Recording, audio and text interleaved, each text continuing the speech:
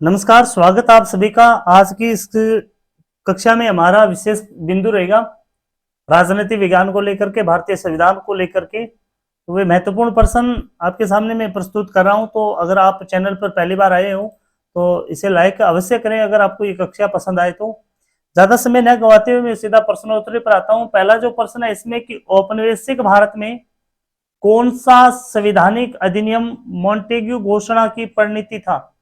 औपनिवेशिक भारत में ध्यान देना थोड़ा सा कि संवैधानिक अधिनियम मॉन्टेग्यू घोषणा की परिणति था, तो वो कौन सा था? तो वो था भारतीय परिषद अधिनियम 1919। अगला है, पहली बार सांप्रदायिक निर्वाचन मंडल प्रणाली को आरंभ किया गया था। भारत में पहली बार सांप्रदायिक निर्वाचन मंडल प्रणाली को कब आरंभ किया गया था? तो ये आरंभ किया गया था भारत सरकार अधिनियम 1909। अगला है, मॉन्टेग्यू चेम्सफोर्ड सुधार में प्रावधानों का सार था। तो वो सार किस प्रकार का था? वो था कि प्रांतों में दोहरा शासन। तो मॉन्टेग्यू चेम्सफोर्ड सुधार पर नीति, ये नीति प्रावधान में ये लिखा गया कि प्रांतों में दोहरा शासन शुरू हो। अगला है, नियमन अधिनियमों को सही ढंग से मिलाइए। सूची फर्स्ट और सेकंड का मिलान करना है, किस प्रकार से ये संबंध रखते हैं। तो पहला भारत सरकार अधिनियम 1919, पहला भारत सरकार अधिनियम 1919। तो इसमें लिखा गया कि प्रांतों में द्वैत शासन का उल्लेख इसमें किया गया। भारत संविधान अधिनियम 1919 में ये उल्लेख किया गया है। अगला है, भारत सरकार अधिनियम 1935, इसमें प्रांतीय स्वायत्तता का उल्लेख किया गया है। मार्ले मिंटो सुधार अधिनियम 1909, मिंटो मार्ले सुधार अधिनियम 1909। तो इसमें जो व्याख्यान किया गया वो सांप्रदायिक निर्वाचन प्रणाली का। भारतीय संविधान अधिनियम 1861 में सती प्रथा का अंत, अधिनियम 1858 इसमें कंपनी शासन का अंत। तो इस प्रकार से इसमें ऑप्शन हो जाएगा बी। अगला है, सुमेलित करना है। सूरत एक तरफ सूची फर्स्ट है, एक तरफ सूची सेकंड है, तो इसमें आपको सुमेलित करना है।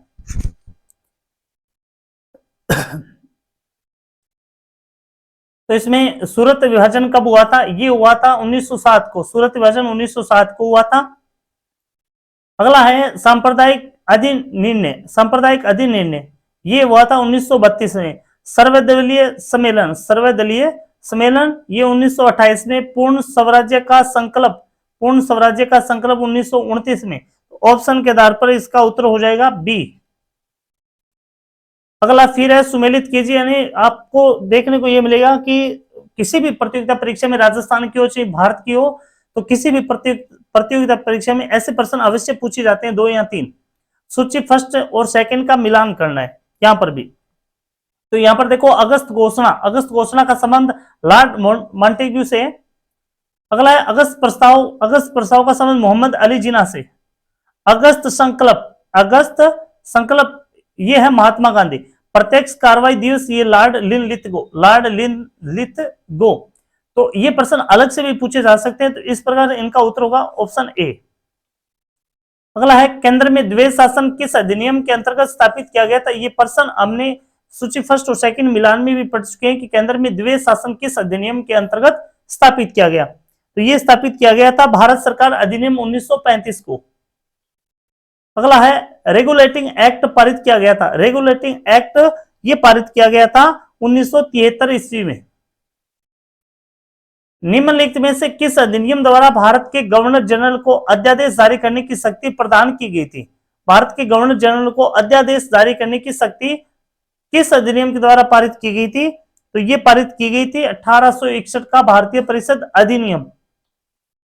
अगला है, भारत के गवर्नर जनरल को किस एक्ट के द्वारा अपनी समिति के निर्णय को अस्वीकार करने का अधिकार मिला था? गवर्नर जनरल की बात करें कि अपनी समिति के निर्णय को अस्वीकार करने का अधिकार कब मिला था?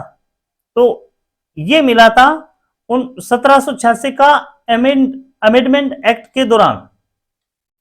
अगला है, मिंटो मार्ले सुधार का उद्देश्य क्या था? ये भी हम सूची फर्स्ट सेकंड में पढ़ चुके हैं। तो उनका उद्देश्य था पृथक निर्वाचन प्रणाली का। अगला है, मार्ले मिंटो सुधार बिल किस वर्ष में पारित किया गया था? तो यह पारित किया गया था 1909 में। मुसलमानों के लिए अतिरिक्त निर्वाचक मंडल प्रारंभ में किसके द्वारा लाया गया था? मुसलमानों के लिए अतिरिक्त निर्वाचक मंडल, तो यह लाया गया था माले मिंटो सुधार 1909 के दौरान। किस अधिनियम की प्रमुख विशेषता प्रांतीय स्वायत्तता थी? यह सूची फर्स्ट सेकंड में पढ़ चुके हम, तो इसका उत्तर हो जाएगा 1935 का अधिनियम। भारत की आजादी के समय ब्रिटेन में कौन से दल की सरकार थी? बहुत ही महत्वपूर्ण प्रश्न है। तो ब्रिटेन में उस समय थी लेबर पार्टी, मजदूर दल की सरकार। कौन सुमेलित नहीं है इसमें? कौन सुमेलित नहीं है? माले मिंटो का संबंध सांप्रदायिक प्रतिनिधित्व, भारत सरकार अधिनियम 1935, स्वशासन से, कैबिनेट मिशन, संविधान का गठन, साइमन कमीशन, ये भारत के विभाजन से संबंध नहीं रखते। Option D.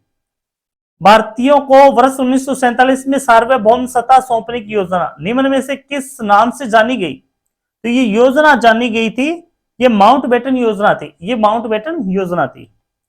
अगला है 1946 का कैबिनेट मिशन 3 मंत्रियों से गठित था, निम्नलिखित में से कौन इसका सदस्य नहीं था? ऑप्शन के आधार पर बताना है आपको, इसमें से कौन? लॉर्ड एमरी इसके सदस्य नहीं थे, बाकी 3 इसके प्रमुख सदस्य थे। लॉर्ड पेंटिंग लॉरेंस, एवी अलेक्जेंडर, सर स्टेफर्ड क्रिप्स, ये इनके 3 मंत्री थे। अगला है भारत में सचिव पद का किसके द्वारा निर्मित किया गया था? सचिव पद किसके द्वारा निर्मित किया गया था? ये 1858 के भारत सरकार अधिनियम के द्वारा। निम्नलिखित कथनों में से कौन सा एक सही है? कौन सा एक सही है? तो पहला है वर्ष 1946 में प्रांतीय सभाओं द्वारा भारत की संविधान सभा एक चुनी गई, ये बिल्कुल सही है, इसमें सही पूछा गया, बाकी इसमें रॉन्ग। अगला है कि भारतीय संविधान एकीकृत, आतंकप्रेत व अधिनियम कब पारित हुआ था? भारतीय संविधान अंगीकृत, आतंकप्रेत और अधिनियमित कब हुआ था? तो ये हुआ था 26 नवंबर 1949 को। संविधान लागू हुआ था 26 जनवरी 1950 को। भारत की संविधान सभा गठित करने का आधार क्या था? इनका प्रमुख आधार था भारतीय राष्ट्रीय, इसका प्रमुख आधार था cabinet mission plan, cabinet mission plan 1946। अगला है सन 1936 में भारतीय राष्ट्रीय कांग्रेस द्वारा संविधान सभा के गठन की मांग कहां पर हुए अधिवेशन में रखी गई थी? भारतीय राष्ट्रीय कांग्रेस के द्वारा संविधान सभा के गठन की मांग कहां पर अधिवेशन में रखी गई? इंपोर्टेंट प्रश्न है। तो ये जो फैजपुर में अधिवेशन हुआ था, वहां पर संविधान सभा गठन की मांग की गई। भारतीय संविधान को अपनाया गया, भारतीय संविधान को अपनाया गया था भारतीय संसद के द्वारा। संविधान सभा के स्थायी अध्यक्ष कौन थे? तो इनके स्थायी अध्यक्ष थे वो थे डॉक्टर राजेंद्र प्रसाद। संविधान सभा के अस्थायी अध्यक्ष कौन थे? निम्न में से अस्थायी अध्यक्ष कौन थे? तो इनके अस्थायी अध्यक्ष थे वो सच्चिदानंद सिन्हा थे। संविधान सभा के गठन की मांग सर्वप्रथम 1895 में किसके द्वारा प्रस्तुत की गई थी? तो ये प्रस्तुत की गई थी बाल गंगाधर तिलक के द्वारा। भारत को एक संविधान देने का प्रस्ताव संविधान सभा द्वारा पारित किया गया था। कब पारित किया गया था? तो यह पारित किया गया था 22 जनवरी 1947 को। पुनर्गठन के फलस्वरूप वर्ष 1947 में संविधान सभा के सदस्यों की संख्या कितनी रह गई? पुनर्गठन के फलस्वरूप 1947 में संविधान सभा के सदस्यों की संख्या, बहुत ही महत्वपूर्ण प्रश्न है ये। तो संविधान सभा के सदस्यों की संख्या रह गई थी 299। संविधान सभा के विचार का औपचारिक रूप से प्रतिपादन किसने किया था? औपचारिक रूप से प्रतिपादन जिसने किया था वो थे एम.एन. रॉय। राष्ट्रीय झंडे की अभिकल्पना को भारत की संविधान सभा में ग्रहण किया गया था। कब ग्रहण किया गया था? यह किया गया था जुलाई 1947 को। भारत के संविधान सभा द्वारा राष्ट्रीय झंडे के डिजाइन को कब स्वीकार किया गया? डिजाइन की बात करें तो डिजाइन को स्वीकार किया गया था 22 जुलाई 1947 को। संविधान सभा के